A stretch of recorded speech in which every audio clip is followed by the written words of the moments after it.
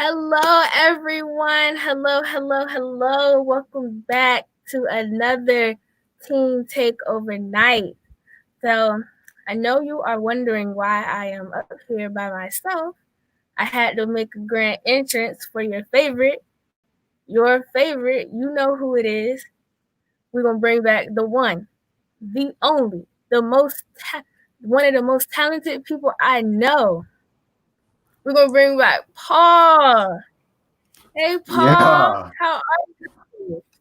Hi guys. I'm Hey, doing great. how are you going on? I'm doing excellent, Been chilling, making some stuffs. But yeah. How are Okay, you okay. today, Kennedy?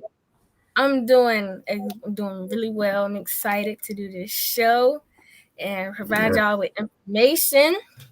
So, as y'all know, we are the 2020 virtual village influencers, and we are here every Wednesday to provide you with our viewpoints and our opinions about topics that are relevant today.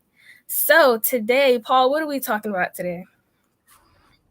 I don't know, cause apparently if my math is correct, if I add 2 plus 7 and -1 and divide it by the multiplicative answer of 0, it equals the school topic, I think. I'm pretty sure like school.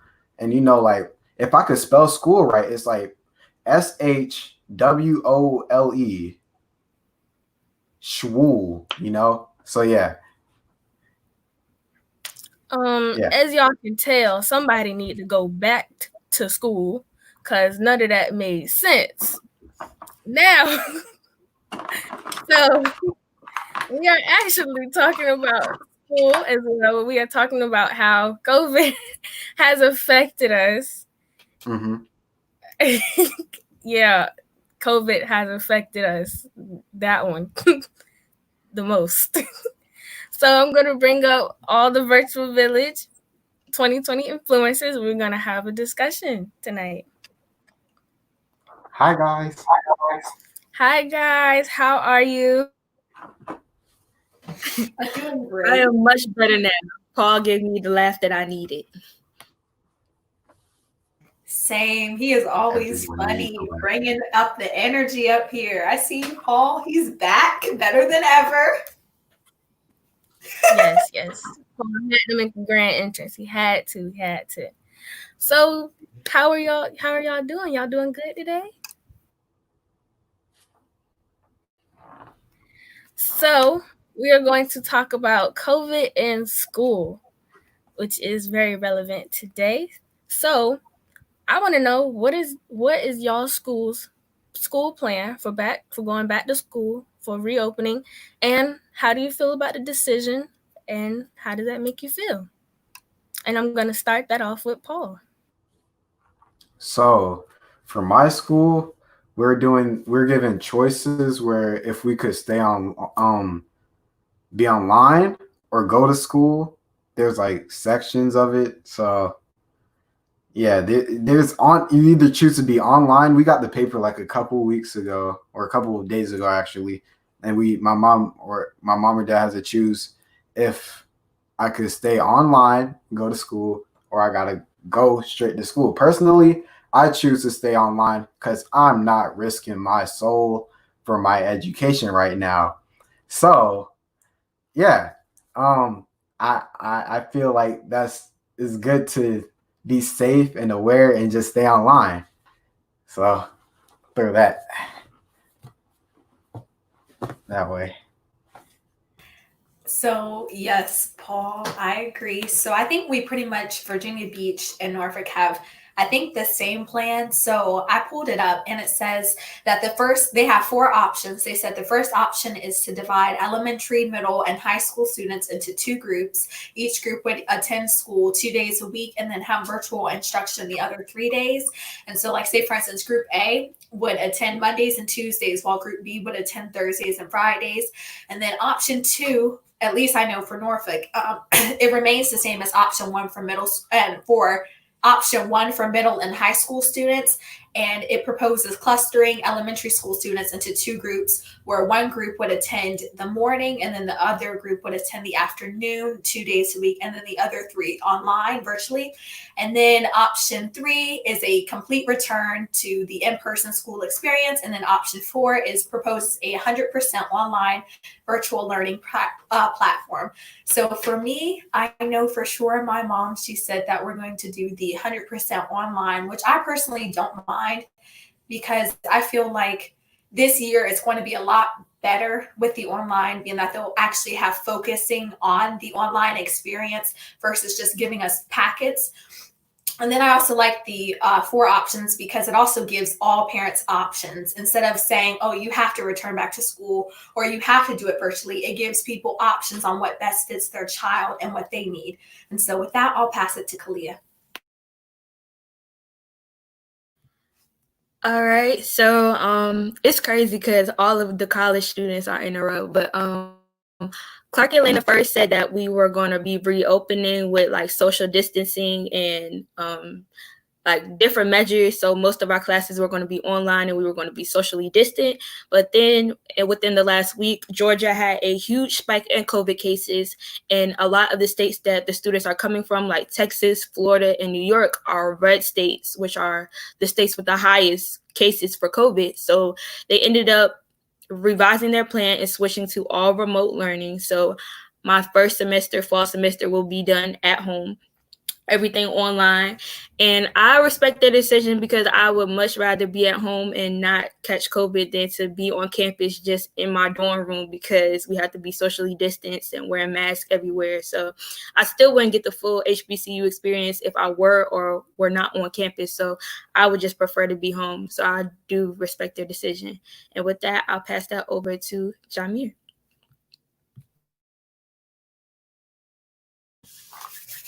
So, just going off what Kalia said, all the HBCU students in a row. So, best one in the middle. And just, I would say that for me, going to Howard, like, there isn't a lot to go off of because, hey, Shania, but going off of like what Howard's been giving us, it's just that we're really waiting on the city of DC because their plan hasn't been approved yet, and DC just extended their state of emergency for a little while longer. And but Howard has us. Well, they just revised it and they just suspended all housing assignments. So instead of me having a double in Drew, I'll most likely be selected for having a single on campus because I have priority as a freshman, and all of my classes are online now. But once again, all of this is just tentative because the school doesn't know if they can even allow kids to come back because they're still waiting on the city. And they released a plan yesterday or the day before that was basically like going over like what the revised plan would be because they had to change some things up, and that left a lot of juniors and sophomores without housing on campus. So now they had to revoke their original housing assignments, and they'll be staying home and going completely virtual. So as a freshman, I got lucky because I still have the ability to be on campus. But if I was older, then I would just probably be in Virginia and just doing online classes. But for now, I'm just guessing I'll be on campus in my dorm by myself doing all my classes online. But until they let like the final word know, which is by the 31st. But even then, that's iffy as well because like anything could happen. So just a lot of stuff is still in the air until the city gives the go ahead on that one, and then I'll pass it to Q. That was a little bit of rush, Jamir. My fault. My fault. So, Grambling State University, the best HBCU. Their plan is to have a hybrid option where you can both go to and have classes on campus, but you'll also do work online. And they said that the plan for that was like they'll probably like have a couple, pretty much they'll have a couple classes, but then you'll probably go home and finish the work most likely. And you can also have a 100% online option where you can just do all your work online. You don't have to worry about going on campus. You can just do everything at home, socially distanced from your computer. And think that those two are really good options. If you do go on campus, though, they do require masks and stuff like that. They have hand sanitizer for you, and they require a temperature reading right before you walk into the building. But that's the Grambling State University's plan. And with that, I'm going to throw it right back up to Trinity. I got it. I got it. So Virginia Beach is doing the same thing like Norfolk Public Schools. They're giving us options. I know we have three. One of them is completely online. Another one is us go some days, and then the rest of the week will be online. And then I think like us gradually starting to go. I'm not sure. Um, what are all your thoughts if they say that you have to be in the classroom? I won't go to school because I'm not risking my health. I'm not risking my family's health. I will not be attending school. I will do everything online. If I need to go to school, it'll only be for like senior information or if they need to talk to me or something like that. But all teachers and administration can just email you. Um, I have concerns because I'm in Votech also, so I don't know what they're gonna do about that because we have to take the bus to get to Votech. So I don't know what they're gonna do. That's gonna be really strange. Um, yeah. So I did answer that. If we have to be in the classroom, I would be totally upset because I wouldn't want to risk my family's health or anyone or myself. So, yeah. With that being said, I'm going to ask the next question. So, are you guys excited for the upcoming school year? And what are your concerns for your siblings, your family, and your community? And I will pass that to Q.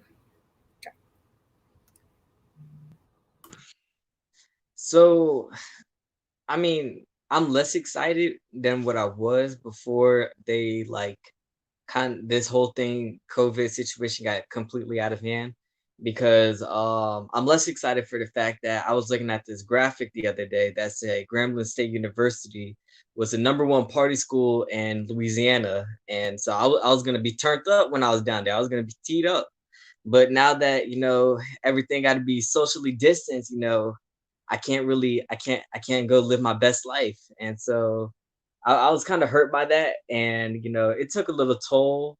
I mean, it is what it is, because as the question said, for the community, I know this is going to be best for the community, keep everybody safe. So I mean, just keep my head up. But college is college. I'm still going to be starting, so I always can look forward to that. And with that, I'm gonna go ahead and toss it over to Jamir.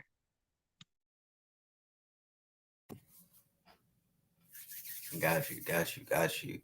And to go back to the question from before, I would say that I wouldn't, if we had in-person classes being mandatory, I wouldn't feel particularly safe just off the strength of I don't trust people to actually take the viruses like strongly as I do. So having us in class, I wouldn't be for it whatsoever. And to go off like, am I excited for the upcoming school year? Gonna be honest with you, in December I was, January, February, March I was, April and May I was, even in June. But July, nah. Like it's just like I feel like we too far down the road going on, and they forcing everything to open back up, and nothing, no real progress is being made. So, like, I'm still excited because I get to finally take classes that truly interest me in things like I want to do instead of me going out and taking statistics or something like that. But just knowing that like all my classes are online for my safety is comforting, but it also feels watered down because it's just like I'm with these world renowned teachers and I'll only just be able to email them. And it's hard trying to kick back information like that or just be like on a Zoom call. And I would say like, so, but my biggest concern for myself would just be my family, because I understand that I'm making the decision to go to DC and still try to learn. but I don't think like having my brothers and sister and just like my family members and my community as a whole be like forced to go to schools, especially like public schools, because because they just their parents can't like find a babysitter for them or something like that.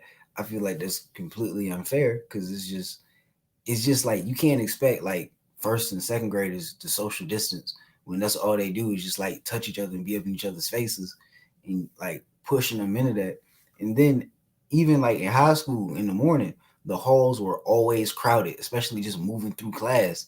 And I understand that you can try to like alternate it in a couple of days, which in theory it sounds good, but then you have to understand these are high school students and as someone who was just a high school student, I can say following the rules is not something that's high on the list for a lot of kids, especially freshmen and sophomores. And like once you become a senior, it's just you kind of like drift and float through things. But if I had to go my senior year wearing a mask and being like 6 feet away from people, probably wouldn't have went as well as people think. So I feel like the biggest concern for the community is that they're forcing everybody to go back to school and then also this is a little off topic here, but it's the fact that they're forcing people like who are typically working class to go back to school, but then you have the same people who won't send their kids or their grandkids back to school. It just feels like we're getting played on this one because there are governors who are forcing like public schools to open back up, which endangers the teachers and the students. But then when they asked him, well, what about your grandkids? He was like, no, they'll be doing remote learning. And I feel like it's a monkey see, monkey do type thing. If you want us to open up, then you got to follow through with us.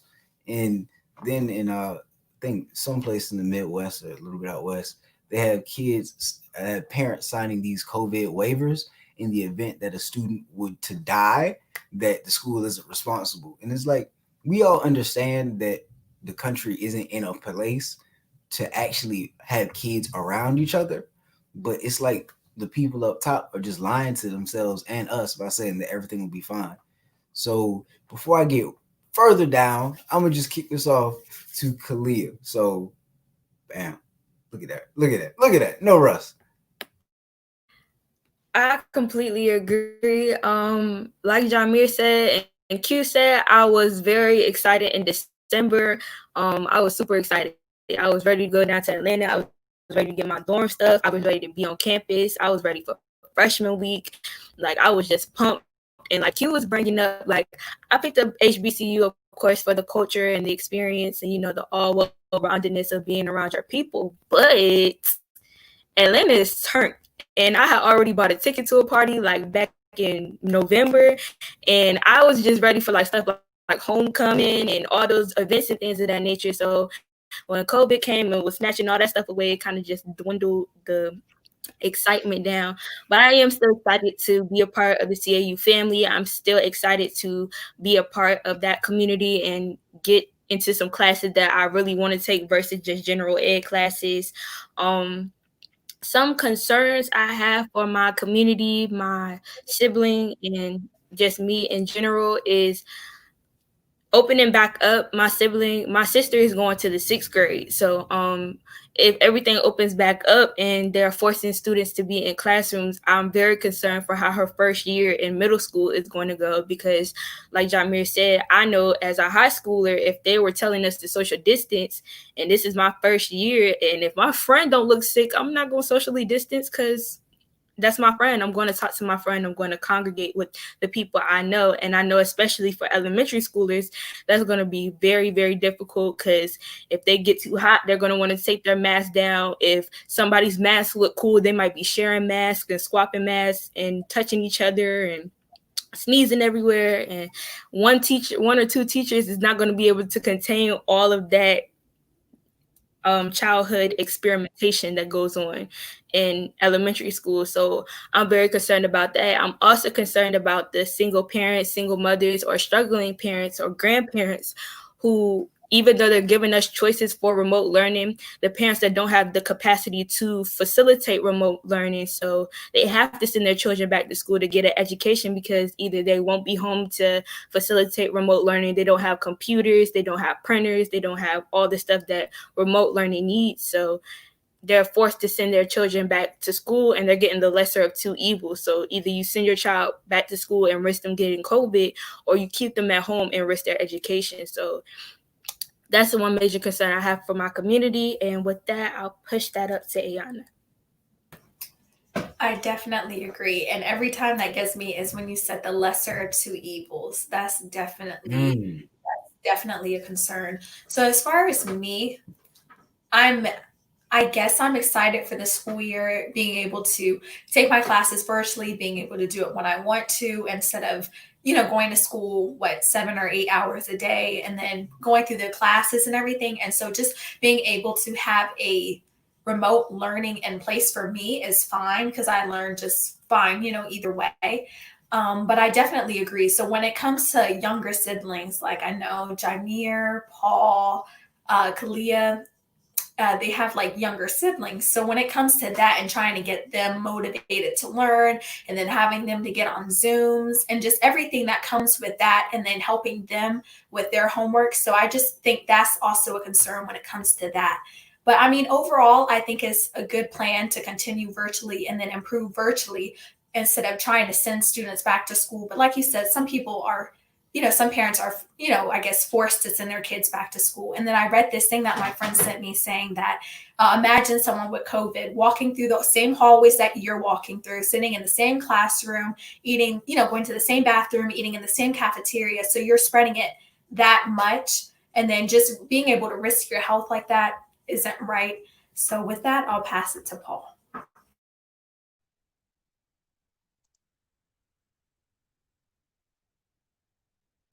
I had to think about who is Paul for a second, and then I looked at myself. I was like, "Oh, he is I." So yeah.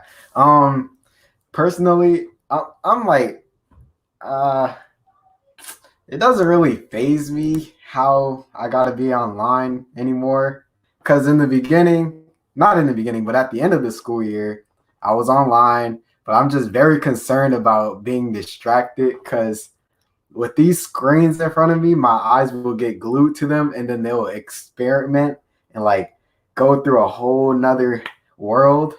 And so, yeah, I'm just like concerned about that. And I'm concerned about like, not concerned about helping my siblings, but like how it's going to function within the household because Kalia said, there are parents that aren't able to, dang, I messed up. Here we go again. Like this is what I come back with. This, but yeah, no, like my parents got to go to work, so I gotta I gotta watch them, I guess, and then it's gonna be kind of hard to watch them because they will end up bickering and fighting, and then I gotta maintain that as the older sibling, which is a struggle that Trinity or Q doesn't know about. Q, you have I'm blessed with an older sister, y'all are an lucky. older one. Yeah, so that's what I got to battle with in the household. But with that, I will.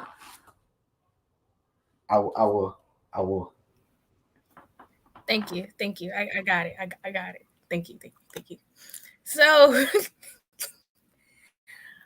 okay.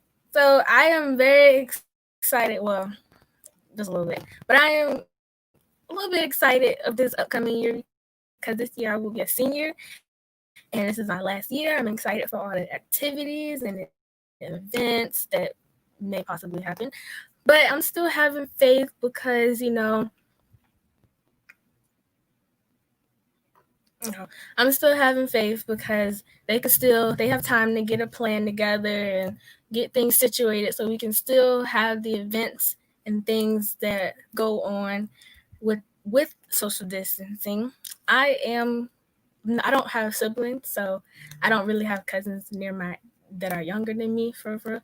So I don't really have a concern about that part. But like for my family, I'm concerned like with going back to school. I have a grandma that lives with me and she's older and I don't want to risk my health and risk her health because that can be really, you know, bad.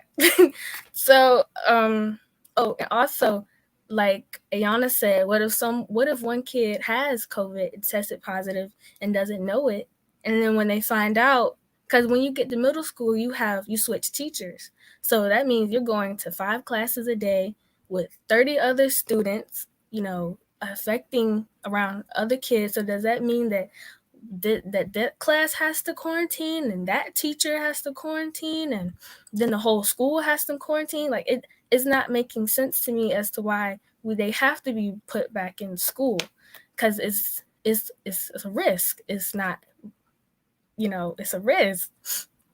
So I just don't think that school should be a priority right now, because we have to watch out for our kids.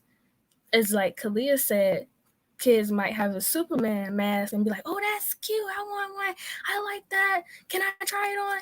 And trade masks and stuff. So I don't think school is a safe option for anybody at this point. So we are coming up on our intermission, sorry, by a quote by John Lewis from Kalia. So I'm gonna kick all y'all off. Bye. So before we get into that, I'm gonna bring up these incoming freshmen real quick because Miss Star posed a question to us, and I want to make sure we answer it.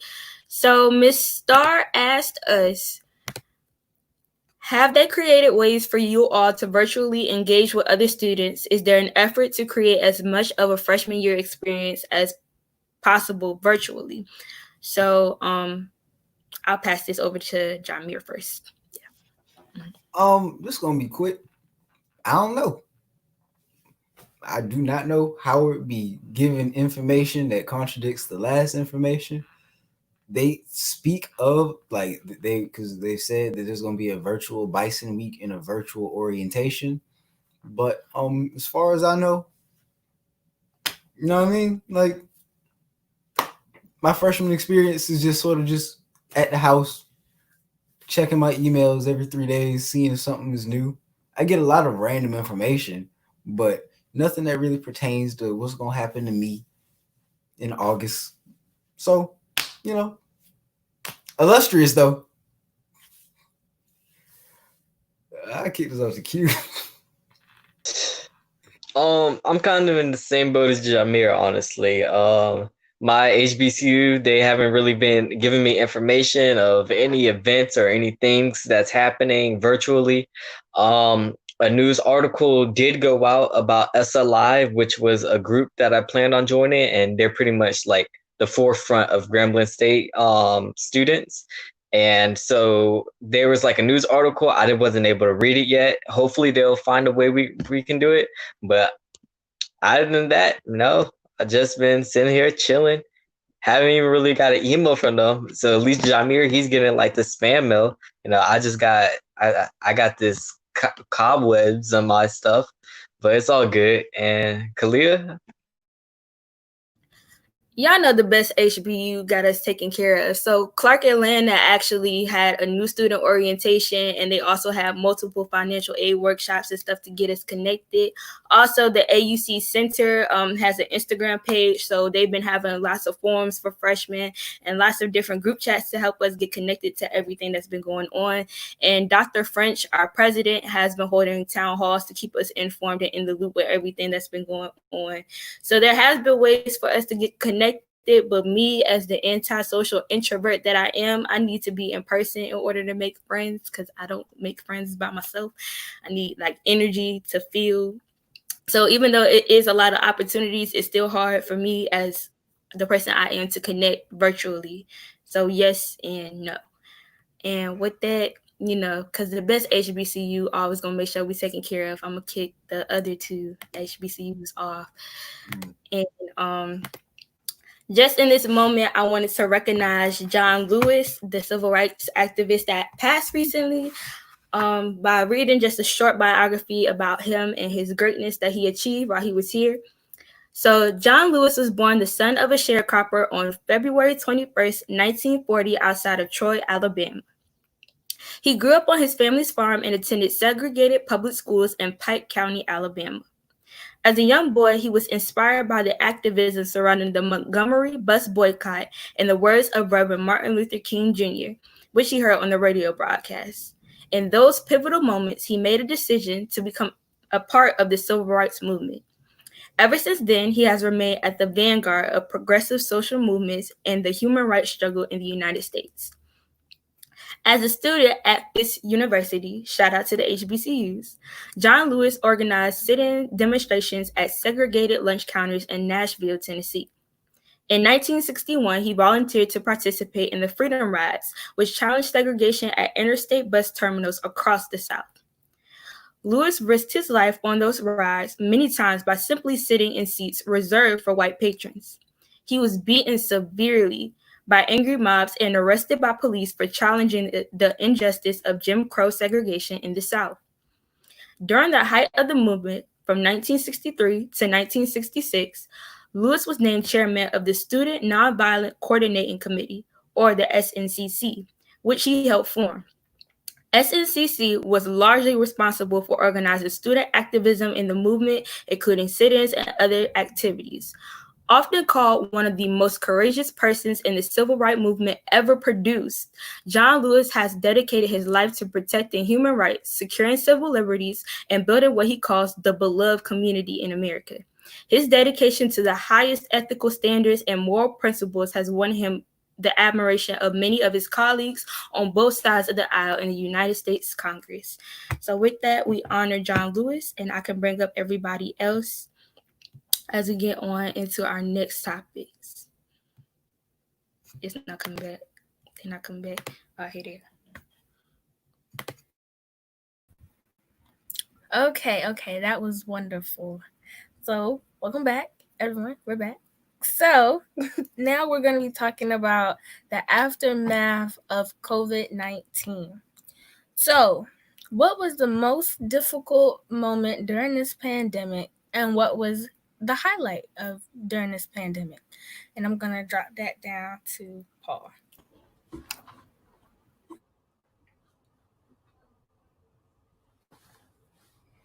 All right, so the I'm gonna start off with the highlights. All right, so my thing turned on, but the highlights. Dang, no, let me start with the bad parts.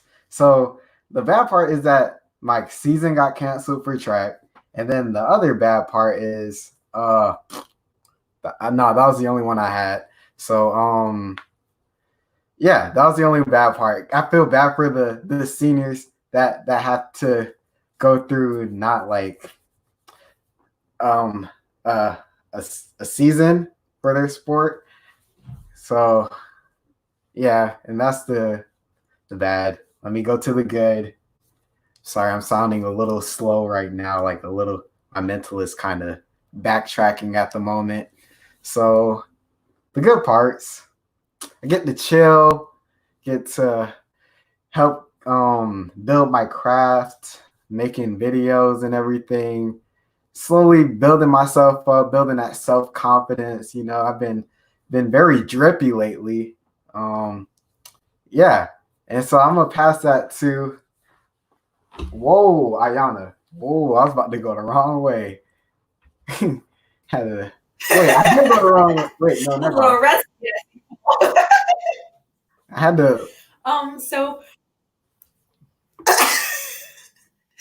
so for me, I would say maybe a downfall to being home was trying to stay motivated with my schoolwork, and then everything just kind of seeming like it piles up, being that I'm not having as much motivation. So now I'm learning this school year to go ahead and set a schedule for myself. So what time to wake up, what time to get things done, a to-do list, and just knock it out so I can feel accomplished and I'm getting things done. And I think a positive part of the pandemic was, being able to stay home with my family and learning more about them and just having a lot more family time, and then also learning practical skills like I've never known or tried to experience or learn before. And so that's also a good thing that came with the pandemic. But I'll pass it on to Q. Um, so like Paul said, I wasn't able to have my tennis season this year. I was hurt by it. I was trying to get that D1 scholarship that I know I wasn't able to get, but still. Let's see. My low light. I mean, dang, I forgot what I said my low light was for the show. Dang.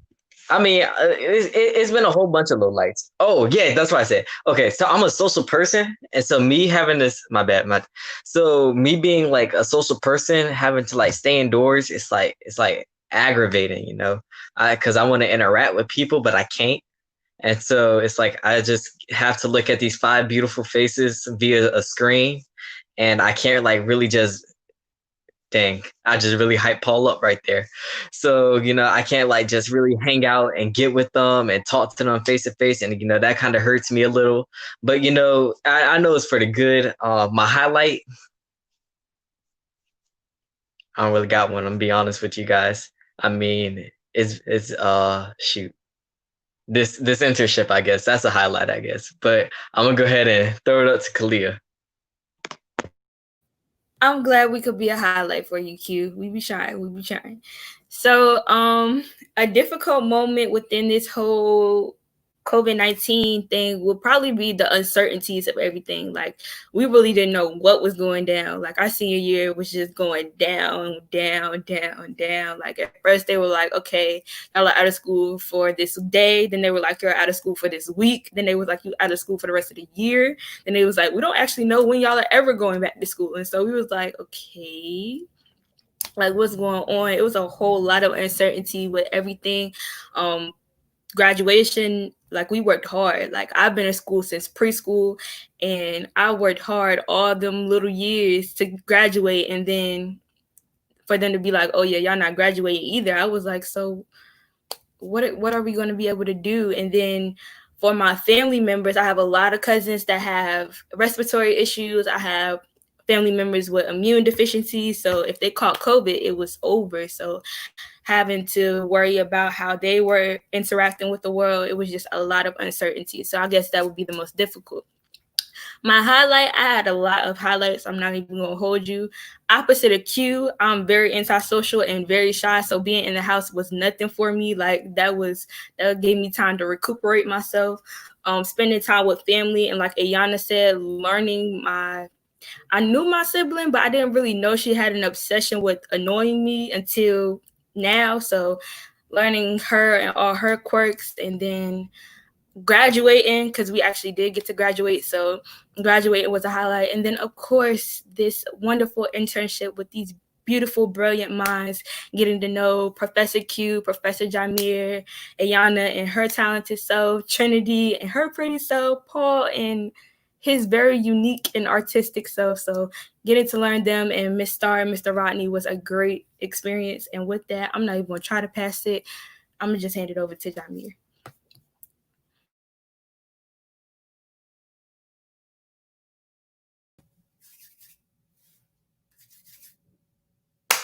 Okay, so my highlight will probably be the internship and just being able to connect with people virtually. Like, gonna be honest with you, never talked to so many people on the computer screen in my life. Like, I got an iPhone and I barely FaceTime people. So just being able to connect with people in a different way, like I would say that's the highlight, and especially to be able to do it in such a meaningful way with CCIA and Miss Star and Mr. Rodney and everybody else in the virtual village, especially you guys. Like, it's dope. This is most definitely my highlight. My low light. This is gonna be pretty obvious. I have siblings, 7 and 4. The low light would probably be like teaching them things. Like from March to June, that was a struggle because I was a senior and I checked out, and they would still need to learn. They still need to learn, and I said it like in one of the first shows, but we don't give teachers enough respect or pay because this is hard, bro. And it's not even like getting them to learn the material. It's just like finding the ability to make yourself help them learn. Because it's like, well, I already know this and they should be fine. And then, but you all like, it's that anxiety that you don't want like your brother and sister to be behind the curve. it just is really weird because you want them to be safe. So I don't want them to go back to school, but I understand that like they need to learn something, and the onus is placed on me because like I'm typically in the house and I don't really do much. So it's like onus is on me is like I gotta help my brother and sister learn, but at the same time it's like, man, I'm only 17 right now. People go to school for this. I'm not qualified to be teaching this little girl fractions right here. And then Nasir 4, bro. Like, ever try to like get a 4-year-old to draw a straight line? It's complicated. Like, I remember we was doing one of the coloring books and we was just like all you gotta do is just circle all of the circles. There was at least 197 circles on that page, bro. And it made me feel like, you know what, man, maybe education ain't all that because this is a lot for a kid. And but it's like the minutia thing, like the minute things, like helping him color in the lines or helping him because he understands. It's just that like his hands be so small for all types of pencils, and then he gets frustrated with me about it, and then I'm like, I'm trying to help you. So now we both sort of mad at each other, and it's only 11 o'clock in the morning. So you can see that this is probably one of the lowest lights, is the fact that just education isn't my calling, or just hands-on education with kids. That would probably be the lowest light of quarantine right now. But I love him to death. It's just not for me. And with that, I'll kick it off the trend. Hold on. Because Jamir just brought up the most amazing point of the year, okay? Because I only have one little sibling, but at the beginning of quarantine, I had my 4 little cousins with me.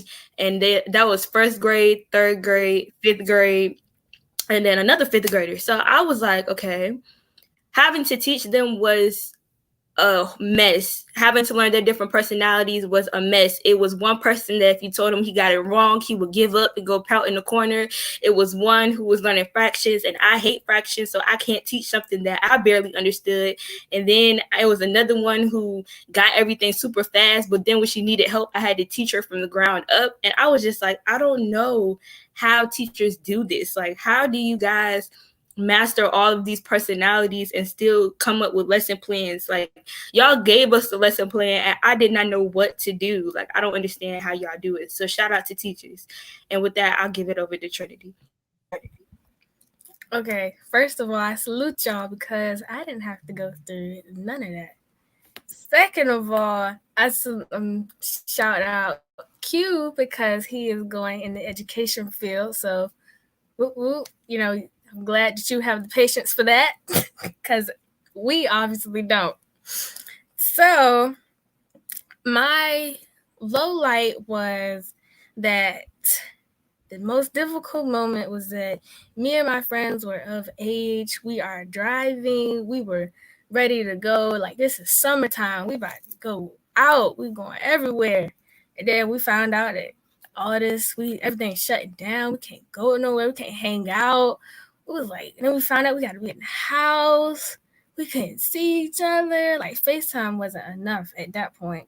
That was really a low light. And also because it messed up my sports season because I played tennis as well. So that kind of like messed up everything because, we was conditioning and we was getting ready. And then next thing you know, oh, we're not having school. And I was like, what? I was so excited. And then that messed up like testing. I was supposed to take the SATs in March. They canceled that. Like, everything was just messed up. That has to be the most difficult part. But the highlight is that I was spending time with my family more because I am an outgoing person. I'm never really home if I get the chance to. So I'm never really get the time to hang out with them and spend time with them. So we have a pretty large backyard and we just got some lounge chairs, some hammocks, put some flowers everywhere. We got a vegetable garden and we just hang outside all the time. That's just really what we do. We listen to music, we talk, we play board games a lot now. So that's the highlight of reconnecting with my family. So the next question is that if this were to happen again, What was one thing that you could change on how this situation was handled during the pandemic? And I will pass that on to Jamil. Bet. So I would say like the thing that I would change about how the nation handled the pandemic would be the fact that like, educators are the foundation of our society. Thank you to each of you for doing what you can to help your younger siblings slash cousins through this. This pandemic isn't the fault of anyone, but together we can get through this. Thank you, Mr. NJ. Thank you, Mr. and Mrs. NJ. Thank you.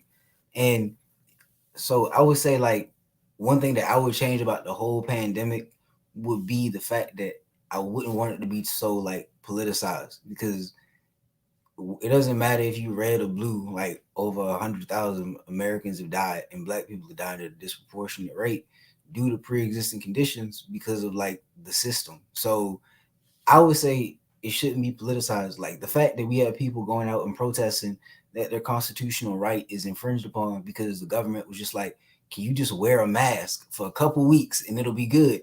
People are like, no, I think not. And I'm going to take my guns and we're going to go to the state house. Like it just doesn't make sense. And the fact that we've known the government knew about this for months before it really broke because in March, that's when everything started to kick off. But it's like, it's been around possibly since November, definitely since December. And the fact that a lot of this has been going on and it was like pushed like to the side and snuck under the rug because Trump was during his impeachment trial. So impeachment got a lot more press. Because I remember like I was watching it because my teacher, Mr. Varela, used to watch CNN 10, and it would be like, Paul know what it is. It would be like, so yeah, Donald Trump is being impeached. Meanwhile, in Wuhan, China, there's this thing called the coronavirus. And I would be watching, I'd be like, man, that's crazy what them Chinese people got to go through. Little did I know that guess what I would be going through for months. And it's just like, I wish it wouldn't be so politicized because we really got to, we stuck with it. And it's the fact that we really want to get past it, but we can't get past it because everybody wants to like argue over party lines and things like that. And yeah, because when COVID first came out, people were like, it's just a symptom of the cold or it's pneumonia because it wasn't really given that much play. But now that it's like gone down, it's been hyped up so much that it's like, oh, you know, it doesn't even exist. We're going to have 0 cases. And now we have millions of cases and hundreds of thousands of deaths. And it doesn't seem to be like, the thing about it is, I say I don't want it to be so politicized. In Chesapeake, one of the school board members made a Facebook post, and it was full of false information. Essentially, she was saying that COVID was fake and it was just a smear attempt by people on the left or liberals to make sure that Trump didn't get reelected. Now, I've said before that Chesapeake is a very conservative area, but that school board contains very Black schools that aren't so conservative. And they still have to go off of what that woman says. And it's been a lot of pushback for that because it's like, how can she? Yeah, she teaches at Smith, right? Smith is predominantly Black, and Smith is overcrowded. Like, and you want them kids to go back knowing that Smith is an older school. So it's like it feels like the game is rigged and it's based all off politics. And the reason why I say I don't want it to be so politicized is because I believe people don't like the people who were pushing like the fact that it's not exist. I feel like they knew they were lying, but it's the fact that people ate it up to the point where now it's a hill that they'll die on. And quite literally, they will die on this hill because they want their like American rights and freedoms to be preserved. And it just doesn't make sense to me that this is the society we live in because it's a virus that kills people and people are protesting medical experts about the virus. It's just like the logic is failing me.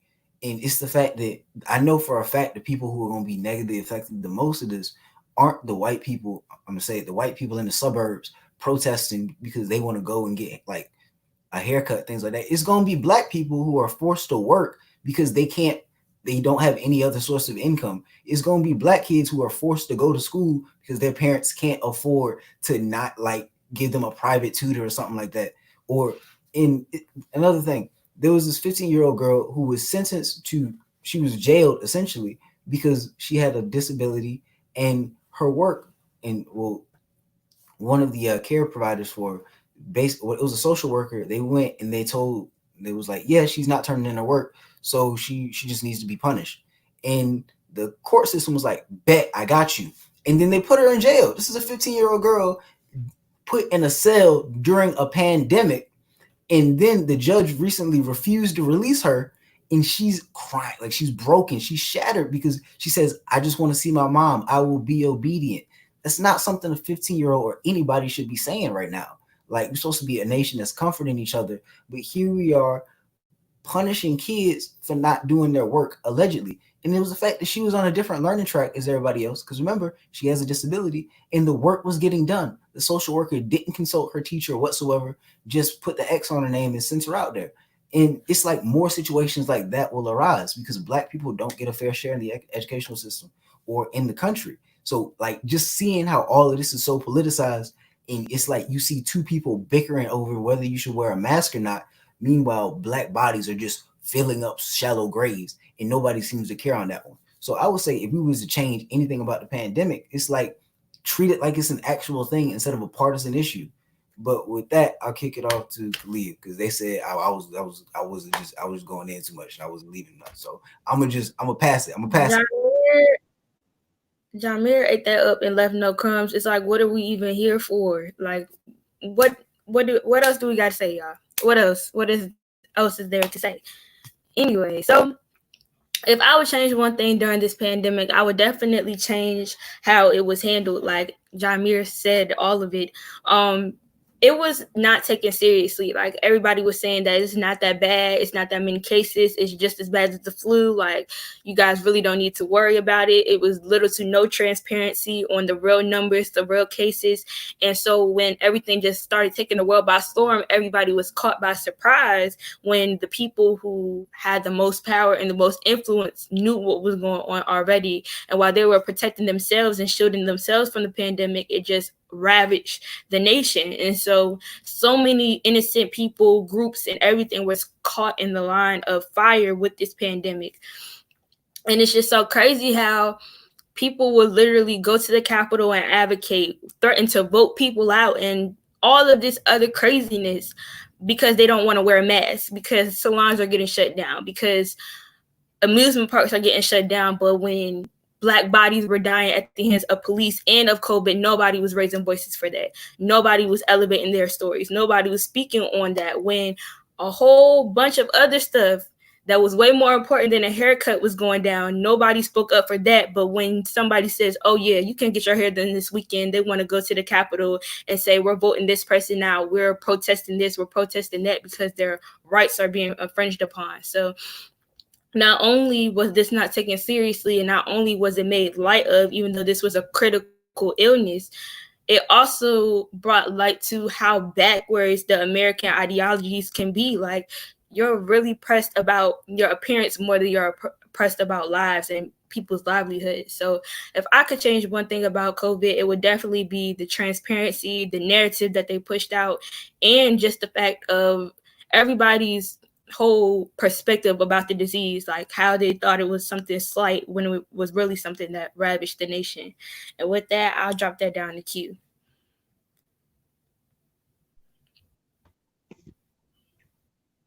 I got it. One thing I would change about this is, like, I would have preferred America being more proactive instead of reactive. The president thought that this virus wasn't gonna impact America as it did. He thought that it was gonna be gone within a couple of weeks, and the nation did. But we're here. We're here now. I feel like if we would have been more proactive, started social distancing earlier, started taking, like, wearing masks earlier and other health precautions, I feel like the situation we would be in currently would not be as bad. I feel like that this for next time, hopefully there's not next time, but if there is a next time, that's what we need to do to lessen the amount of cases, because America seen China, Italy, and a whole bunch of other countries get heavily impacted, and they just did nothing. They just sat there and watched. And then when it got to them, to America, it just pretty much wiped us out. And so we're the last country to really get hit, but we got the most amount of cases and the most amount of deaths, which is ridiculous, honestly. So I feel like what they need to do is just start being more proactive, and then just take more precautions. And with that, I'm gonna slide it over to Ayana. Okay, and sorry if I'm in and out. My allergies are just acting up today. But I agree with you guys, just taking more precautionary measures for like earlier in the game than waiting until it gets really bad to start wearing masks. And then the fact that people are bickering, like Kalia said, over whether to wear a mask or confronting people that don't have a mask. Like, why can't we just all join together and just do what we're supposed to do to drive the pandemic into the ground? And then also, I think one thing that would have been beneficial is investing more time and effort in online schooling rather than trying to get everyone to actually go back to school. So try to make online schooling the best that it can be to help students learn, instead of trying to get everyone back in schools, put time and effort only to close schools once corona cases rise up during the school year. So I just think that there should have been more time and effort put into the actual virtual learning instead of trying to get students back in school, So with that, I'll pass it to Paul. All right. So, what I think should have been done differently was like what everybody else was saying with the whole being cautious and being more aware about the virus. It seems like a lot of people were not very cautious about how serious it was. Most people I would see like a couple months ago when the rate was very high, it was like pretty high. I see on Snapchat people going to the beach. I'm like, what are you doing? That's pretty not smart. And so people were not like taking it very seriously as it should have been. And also with like Ayana said, with the online cases like the online situation, how they should have promoted it more instead of giving the option to go back to school. They should just have it online all the way. There shouldn't even be an option to go back to school because you're risking your health. And so that's all I have to say.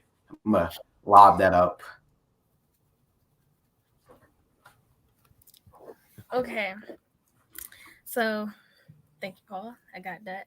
So, what I have to say is that if this were to happen again, there needs to be more attentiveness and more care, because this, like Jamir said, this pandemic or this virus was known about last year, just that no one really said anything.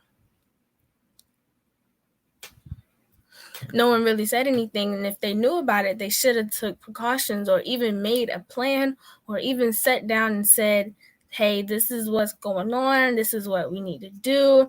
Maybe even consult with other countries and say, hey, what did you do? How can we do it? How can we make this better? How can we stop this? How can we not make this grow into a thing that it is today? I say lack of care because there was kids all over the country having corona parties and going out and saying, if we get COVID, we get it, and y'all sitting in the hospital dead. So, I mean, it's just that, and a lot of people, yes, and the numbers have gone up, and a lot of people just didn't care, haven't taken this thing serious. And I think that's something that should have happened. There should have been more care, more attentiveness, because, yeah. So that's all I'm going to say. So our last and final question of the show is, what is one hardship or uncertainty that you have facing currently during this pandemic?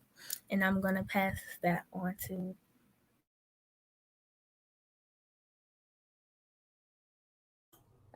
So one hardship is entertaining myself, basically, like having no one, like lately people haven't been really contacting each other, And I know my peers, I don't know, it could be just me, but my peers haven't, like, my friends haven't been contacting me. So I've been very bored lately. And so I just be sitting here, like, twiddling my thumbs and playing action stick fingers or whatever. And I'm just sitting here the entire time doing absolutely nothing except this editing or whatever. Yeah, it just that's basically it. Yeah, and so I'm gonna just throw that to Ayana.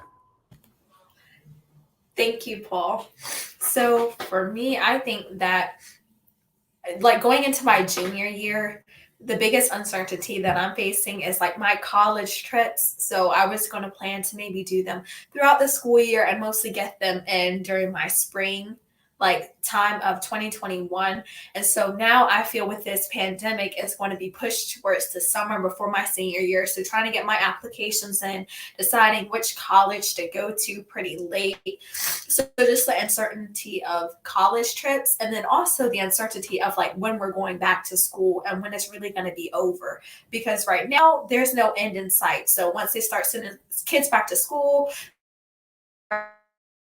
then we're going to have to be quarantined again. Schools are going to be shut down. So we're going to go through the same cycle over and over. So the uncertainty of when it's going to end and when we're actually going to be able to go back in school, like Trinity, is she actually going to be able to at least finish her senior year, be able to go on the senior trips, graduate in person this year? Like that's such a big uncertainty for me. So with that, I'll do it random just to, we're almost done. Jamir.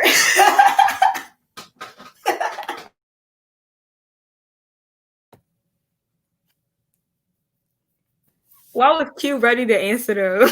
Yeah, you was. You saw it. Like, it's like I saw the train coming to me, and I was like, no, and then she gonna do it anyway. But I was really like, I'm gonna be one of the last ones to speak. We gonna get out of here. Nope. Just okay. I'll remember that next week. So I would say the thing that would be I'm sorry, man, but I miss this. I really miss this. One of the hardships or uncertainties that I'm currently facing is the fact that like there's no real end in sight. Like they can y'all be funny, dog. I'm glad Paul back because this is a heavy topic. But just like the fact that it doesn't seem to be any end in sight, man. And just worrying about people and you're like, Q, like he going through it. I'm gonna get you next, man. You next. It's just oh I'm sitting there trying to tell people one of my biggest worries is the fact that I don't know how this is gonna play out. And people are saying maybe 2021 or maybe 2022, and they keep adding years to it and things like that. And just it's like I got a lot of people in my family who are older, like I have a family that lives a long time, and it's like with everything going on, it's a virus that is older people are susceptible to. So just knowing that, like, I can't even, because with me, if Howard would go virtual, I wouldn't even been pressed about it because I just would have went from like family to family, and that sounds reckless, but I would have been safe. I would have been like checking my temperature, making everything was cool, and just visiting all my people. But like, it's the fact that even if I was trying to be safe, I don't know because I could have been asymptomatic and something like that, and I could have given it to someone else in my family. So it's just like you can't even connect with people the way you want to anymore because you don't know. All right, I might introduce them to something that it could be fatal, and just like having that anxiety, like I couldn't even like hug my great grandma because I just had to look at her to the screen porch and be like, Grandma, I love you, and she was like, I love you too, and then that was it. Like I can't even. So just like knowing that it's a real like physical disconnect, especially with people that you want to be around. Like my whole summer was just gone, and I typically go back to South Carolina for that. I haven't even been in South Carolina for more than like couple days, in all honesty. So just knowing that like I missed out on that part is just it's like, you know what I mean. But and I'm gonna pass it to Q because Q looked like he got some hardship and uncertainty in his life that he needs to share. So come to the altar, my brother. Come to the altar. My hardship is dealing with Ayana, always messing up the pattern. So, all right, virtual village. So we got Professor Q, Professor K, and Professor J. We got 3 times Dope Trinity, and we got Paul Costo. But Ayana doesn't have a name. We are calling her unpredictable now because she just throws off the order. That's what we're doing. We're calling her unpredictable. So next week you will not see Ayana right there by her name. You will see unpredictable because she's just throwing it off. But my uncertainty more is it's more future based. It's more of because I want to be an educator. I want to be a teacher, and I don't know how education is gonna move forward from this. I don't know if it's gonna be strictly online. I don't know if I'll be able to be in a classroom because that's always how I imagined it myself. I imagine me being the cool teacher in front of the classroom that all the kids love, not the cool teacher in front of the computer screen that the kids aren't able to fully relate to. And so I feel like that's kind of a big uncertainty. I feel like I'll still enjoy teaching no matter what, especially if I get to do it in my house because I can just wear a button up and some shorts. But I mean, everything will everything will work out eventually, and whatever happens, I'm gonna be okay with. I just want to know how will the school field, education field, will go on from here. And with this, thank you, Kalia, for letting me go before you. I'm gonna throw it up to her. You already know, Q. I already know you had a lot to say. Real impact. But one hardship or uncertainty that I will be facing, one is going to be motivation, because I know when we shifted online for classes, it was hard for me to stay focused and even harder for me to stay motivated, because it was like I'm at home, it's this computer screen, like it's easier to tune out when somebody isn't really relatable or doing something boring than if we were in person. Not unpredictable, okay, Ayana? All right, but just the motivation, making sure that I'm on top of my classes, making sure I'm on top of my work and things of that nature. That's one hardship. But the other one is time. Like around this time last year, me and my peers lost a lot of friends to violence.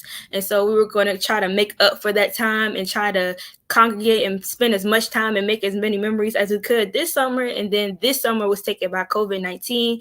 I have a lot of older relatives who are going through chemo, who are going through dialysis, who have respiratory issues. And so them being exposed to different people is always that uncertainty of, are they going to catch it? Are they not going to catch it? Making sure that my little sister is safe and making sure that she's not being exposed to that.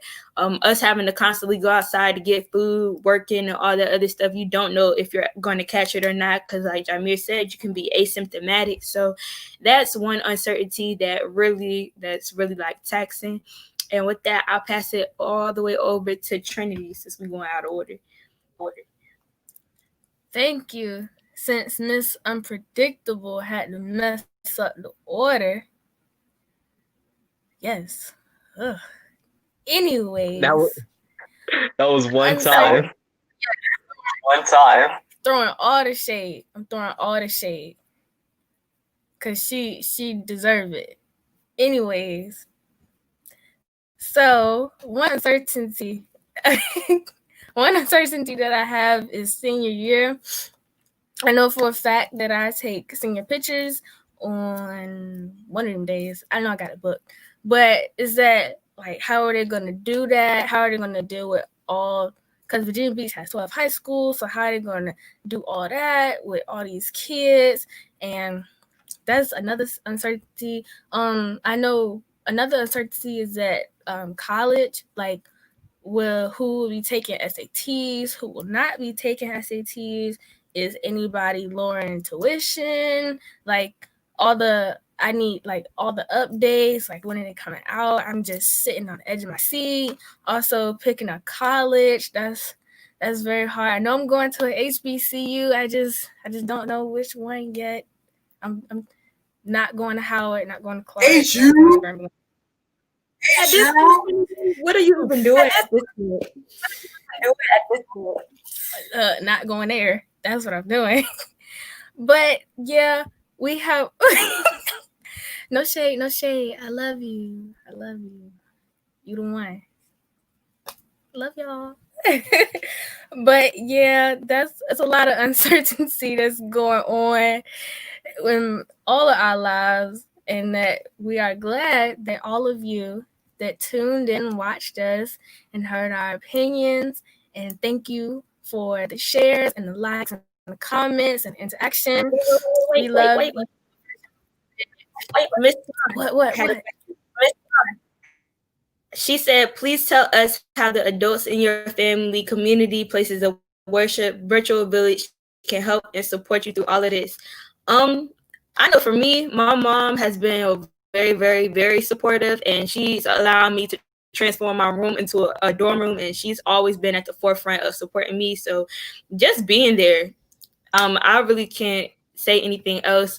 Just being there, like you guys have been, always lifting us up, always being in the forefront for everything. Like the virtual village is a family that I never expected it to be. It's like a real family, like remotely though. So I appreciate you guys. Just continue to do what you guys are doing, always offering support, always being at the forefront of everything. And if anybody else want to answer, that's my answer. I know my church is doing like virtual church every Sunday. So I know that we have like they have different virtual like links for regular church and for teens and for the elementary school kids. So I know that's one thing to help uplift us and keep us, sane during this pandemic. But I know that's it. Does anybody else want to answer? The next Okay, one will great be show. next week, same time. What's this week, bro? The 29th? Wednesday. No, it's the 28th, I think. Come on. It's the 29th. My calendar. It's the 29th. It's the 29th. We need school. We need school immediately. Immediately. She's gonna say it's Wednesday. I know it's Wednesday. All the days just be jumbled up. It's just They one do, day. bro. They do. But the next one will be Wednesday on the 29th from 7 to 8. And that's all for me. So V's up, you know what I'm saying? Bye-bye. Thank you, Virtual Village. We love you. Much love, much love.